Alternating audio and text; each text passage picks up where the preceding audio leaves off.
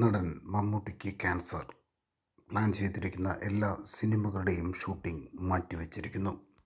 മഹേഷ് നാരായണൻ സംവിധാനം ചെയ്യുന്ന പുതിയ സിനിമയിലാണ് മമ്മൂട്ടി അഭിനയിച്ചുകൊണ്ടിരുന്നത്. ഈ സിനിമയിൽ പ്രധാന വേഷത്തിൽ മോഹൻലാലും അഭിനയിക്കുന്നുണ്ട്. ഈ ചിത്രത്തിൻ്റെ ഷൂട്ടിംഗ് നടക്കുമ്പോഴാണ് മമ്മൂട്ടിയെ ആശുപത്രിയിൽ പ്രവേശിപ്പിച്ചത്. വിവരമറിഞ്ഞതോടെ മകൻ ദുൽഖർ സൽമാൻ തൻ്റെ ഷൂട്ടിംഗ് നിർത്തിവെച്ച് മമ്മൂട്ടിയുടെ അടുത്തെത്തിയിരിക്കുകയാണ്. വൻകുടലിന് ക്യാൻസർ ബാധിച്ചു എന്നാണ് പുറത്തു വന്നിരിക്കുന്ന വാർത്ത. ചെന്നൈ അപ്പോളോ ഹോസ്പിറ്റലിലാണ് മമ്മൂട്ടി ഇപ്പോൾ ഉള്ളത്. നേരത്തെ എറണാകുളം അമൃതയിലും അംസ്റ്ററിലുമായി മമ്മൂട്ടി പരിശോധന നടത്തിയിരുന്നു. അവിടെ നടന്ന പരിശോധനയിലാണ് കുടലിന് ക്യാൻസറാണെന്ന് കണ്ടെത്തിയത്.